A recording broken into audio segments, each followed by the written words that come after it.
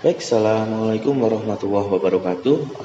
Selamat pagi, anak-anak. Kita ketemu lagi dalam pembelajaran seni budaya ya. Untuk kelas 9 ini nanti akan diampu oleh Pak Hilman.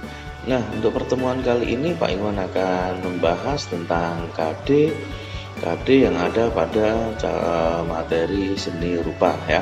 Jadi nanti kalian bisa mengikuti video-video dari Pak Ilman. Silahkan, mungkin bisa kalian tonton atau bahkan mungkin kalian download. Jika ada yang belum jelas, nanti kalian ulang-ulang lagi ya. Untuk pertemuan kali ini Pak Ilman akan membahas tentang melukis ya. Jadi apa itu melukis, apa itu temanya, apa jenisnya. Nah, nanti kita akan pelajari dalam KD ini. Baik, untuk selanjutnya silahkan kalian perhatikan di sini untuk KD-KD-nya ya, bahwa untuk melukis ini adalah KD-nya adalah 3.1, yaitu memahami unsur, prinsip, teknik, dan prosedur berkarya seni lukis dengan berbagai bahan. Ya, jadi di sini memahami unsur, prinsip, teknik, dan prosedur berkarya seni lukis dengan berbagai bahan.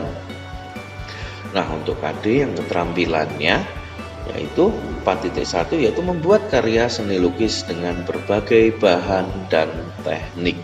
Ya, ini adalah KD-KD ya dalam materi seni lukis. Kemudian Pak Ilman akan melanjutkan kepada tujuan pembelajaran. Apa sih tujuan pembelajaran kita mempelajari KD-KD tadi ya? Ya, hasil akhirnya adalah supaya nanti kalian dapat mengetahui apa itu pengertian dari melukis. Kemudian tujuan melukis dan tema melukis.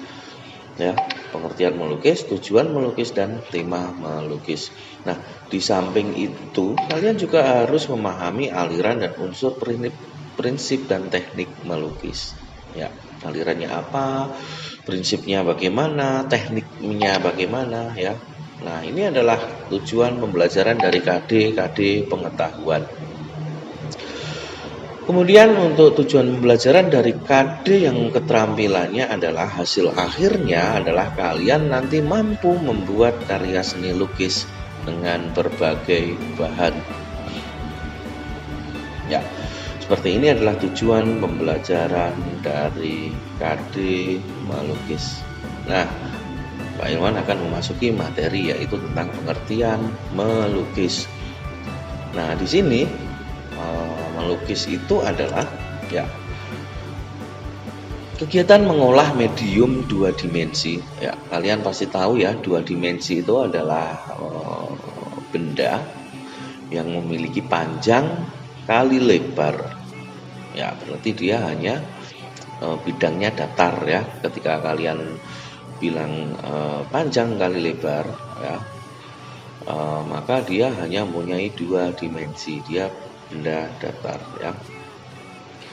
Loh, memangnya ada Pak nanti seni rupa yang 3 dimensi? Ada nanti kita ketemu dalam mata pelajaran seni rupa yang dengan tema patung ya. Patung itu karya seni rupa 3 dimensi. Baik, Pak Ilman lanjutkan. Kegiatan mengolah medium 2 dimensi atau permukaan datar dari objek 3 dimensi. Kalian tahu objek 3 dimensi adalah objek yang mempunyai dimensi panjang, lebar, dan tinggi. Dia mempunyai isi, volume atau massa ya. Ketika objek 3 dimensi berarti panjang, lebar, dan tinggi. Nah, intinya apa? Kegiatan mengolah medium 2 dimensi atau permukaan datar dari objek 3 dimensi. Nah, objek 3 dimensi itu ya bisa orang, bisa gunung, bisa danau ya. Nah, semua yang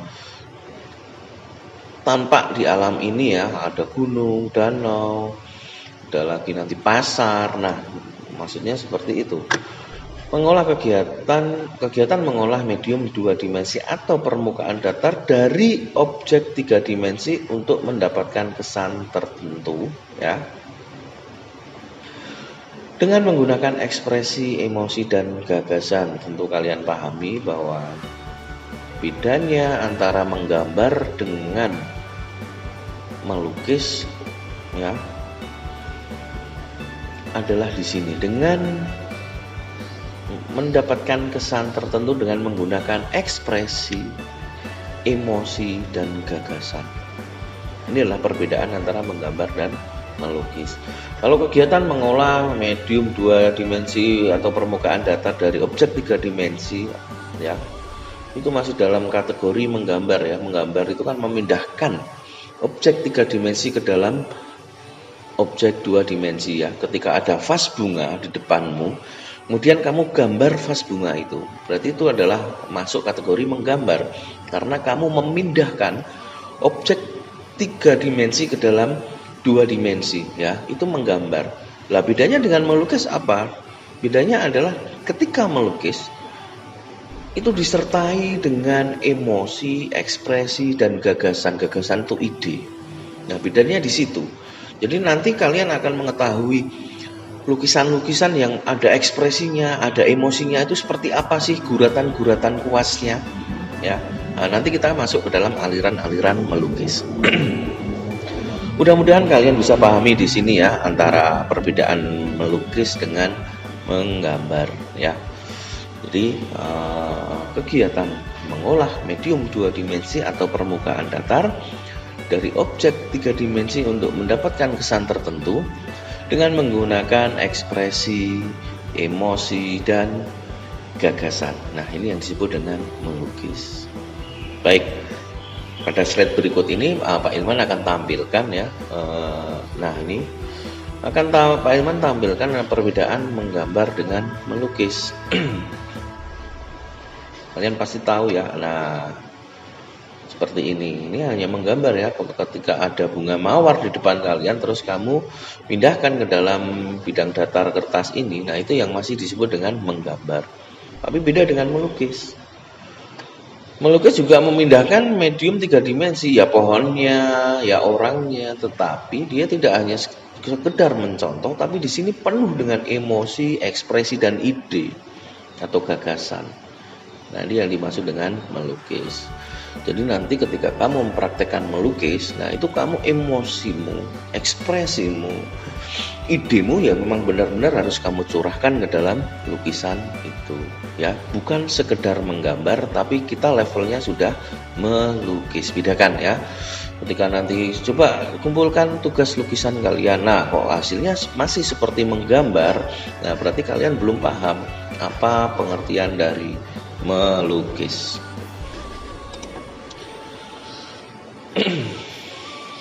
Baik, ini adalah pengertian dari melukis dan perbedaannya dengan menggambar. Nah, lanjut ya, itu ada tujuan berkarya lukis. Apa sih tujuannya? Mengapa sih kita harus melukis, berkarya lukis? Ya, satu, tujuannya adalah tujuan religius. Nah, ini zaman dahulu lukisan dibuat untuk mendekatkan diri terhadap Sang Pencipta, ya. Sehingga tempat ibadah diberi lukisan-lukisan tentang yang berbau dengan religi, ya. Supaya apa? Supaya perasaannya itu mendekatkan diri terhadap Tuhan, ya, terhadap Sang Pencipta. Jadi tujuan yang pertama adalah tujuan religius, ya. Itu zaman dahulu lukisan dibuat untuk mendekatkan diri terhadap Sang Pencipta. Contohnya seperti ini, ya. Ini ada gambar Nabi Isa, ya. Kalau umat Nasrani, ya, ini Yesus, ya, yang sedang menyembuhkan orang buta. Nah, tujuannya adalah religius. Nah, kemudian ada lagi di sini yaitu kaligrafi, ya.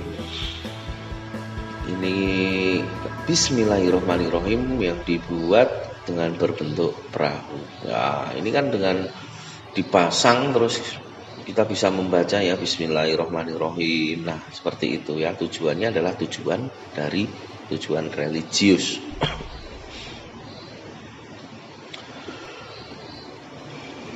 Baik, untuk yang kedua anak-anak, tujuannya yaitu tujuan kritik sosial. Apa itu ya? Tujuan kritik sosial yaitu lukisan dibuat dengan tujuan mengkritik kesenjangan sosial, ketidakberdayaan dan perilaku kehidupan lain yang berlaku di masyarakat. Intinya kita protes, tetapi protesnya itu dengan lukisan. Itu kalau seniman lukis. Kalau musisi ya protesnya dengan membuat sebuah lagu. Nah, seperti itu. Nah, ketika seorang seniman kemudian dia mengungkapkan perasaan tidak suka dengan keadaan perilaku masyarakat, atau dia melukis dengan tujuan untuk mengkritik seseorang atau pemerintah, maka itu termasuk dalam tujuan kritik sosial, ya. Nah, di sini biasanya tersirat, ya, dia tidak tersurat tapi tersirat. Jadi dia hanya melukisnya itu kita harus mengartikan apa maksud dari si pelukis tersebut, karena tidak nampak untuk kritikannya itu. Kita harus mengartikannya ya. Di sini jiwa seni kita harus tumbuh ya. Wah, ini maksudnya apa? Kritik sosial dari lukisan ini. Nah, baik, ada contohnya seperti ini anak-anak ya. Di sini ada apa ini ya? Sebuah kesenian tradisional.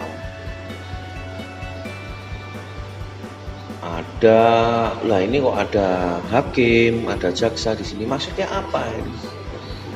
Nah, interpretasi ya, pemaknaan atau penafsiran tiap orang berbeda-beda, tergantung dari tingkat pengetahuan, tergantung dari kondisi lingkungannya dan sebagainya ya. Jadi tiap tafsirnya mungkin bisa berbeda-beda. Nah, yang Pak Ilman lihat di sini adalah di sini ada sebuah kesenian tradisional ya, hiburan di sini ya. Kemudian di sini letaknya ketika ada di persidangan. Kalian tahu bahwa persidangan itu adalah tempat yang sakral, tempat orang untuk mencari keadilan. Karena di situ adalah hakim itu adalah tangan Tuhan, perwakilan dari Tuhan untuk menegakkan keadilan di dunia ini. Ya. Pengadilan adalah tempat yang sakral. Kalian tahu ya. Tapi kenapa di sini kok malah ada sebuah pertunjukan hiburan? Bahkan di sini ada seorang hakim yang berduaan dengan seorang wanita. Bahkan di sini ada hakim yang malah ikut dalam permainan ini. Mungkin kalian bisa menafsirkan ya. Oh, ternyata mungkin dari sudut pandang pelukis bahwa peradilan sekarang ini sudah seperti bermain-main atau layaknya hiburan ya. Bukan untuk mencari keadilan, tapi di situ hanya sebuah settingan hiburan. Bahwa orang sudah tidak bisa lagi percaya untuk mencari keadilan di pengadilan. Bahkan hakim-hakimnya pun sekarang banyak yang sudah bermain atau berperilaku negatif ya, seperti itu. Ada yang dengan perempuan, ada yang malah ikut bermain dalam sandiwara ini dan sebagainya ya. Mungkin itu kritik sosial dari pelukis ini untuk mengkritik peradilan di Indonesia. Kurang lebihnya seperti itu, mungkin kalian bisa menafsirkan dengan sudut pandang kalian sendiri. Baik, itu adalah tujuan kritik sosial. Oh, ini ada lagi nih kritik sosial ya. Ada hewan, dia bermain catur. Ya, Play Chess judul lukisannya ya. Selamat Sugiono pelukisnya. Nah, kalau menurut kalian kira-kira ya, kira-kira menurut kalian ini apa arti dari kritik sosial ini? Ya. Jadi nanti silahkan kalian tulis di dalam, setelah nonton video ini, silahkan kalian tulis di dalam buku kalian, ya, dalam buku kalian, kemudian kalian upload dalam e-learning, difoto terus di-upload, gitu ya. Nah, ketika sudah di-upload nanti, kalian nanti akan Pak Ilman nilai ya, nanti tiap kelas nanti kan mengumpulkan ya. Nah, silahkan artikan apa dari lukisan ini, kritik sosial apa yang ingin dicapai dari si pelukis ini. Baik, itu adalah tujuan dari kritik sosial ya. Baik, yang ketiga adalah anak-anak tujuan ekspresi, yaitu lukisan sebagai media ekspresi atau emosi perasaan ya. Nah,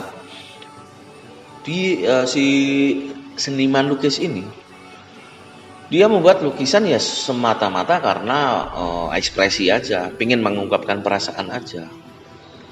Ketika sedih seorang seniman lukis dia mengambil kanvas, dia mencoret-coretkan kuas ke dalam kanvas ya, dalam bentuk entah itu abstrak atau apa. Nah, itu dia sebagai ungkapan dari perasaan. Kalau seniman musisi ya, seniman musik ya, ketika sedih dia ambil gitar membuat lagu ya, bertemakan cinta dan sebagainya. Nanti jadi sebuah lagu. Seperti itu ya. Jadi tujuannya adalah hanya untuk ekspresi atau meluapkan perasaan ya, ini untuk tujuan ekspresi ya. Nah, seperti ini ya, dia mengambil kanvas terus dia membuat lahan. Kalian bisa lihat guritan-guritan kuasnya di sini ya. Nah, ketika dilihat akhirnya menjadi bagus juga ya. Nah, seperti ini ya. Ya, itu adalah tujuan dari ekspresi. Pak, saya ingin melukis Pak. Saya ini kok saya lagi mood, lagi seneng nih. Saya ingin melukis. Nah, berarti kamu melukis itu tujuannya adalah ekspresi atau mengungkapkan perasaan. Yang keempat adalah tujuan komersil. Apa itu tujuan komersil? Ya, lukisan dibuat dengan tujuan mencari penghasilan. Karena sudah komersil. Saya melukis kemudian saya pasarkan, saya jual. Nah, itu adalah tujuan melukis karena untuk mendapatkan penghasilan. Mudeng ya, mudah-mudahan paham. Nah, contohnya seperti ini. Ini ketika dijual di pinggir jalan itu ya, indah ya. Nanti ketika yang dijual keindahan seperti ini, orang akan melihat terus berhenti dan membeli. Ya, seperti ini. Ini lukisan-lukisan dengan tujuan komersil.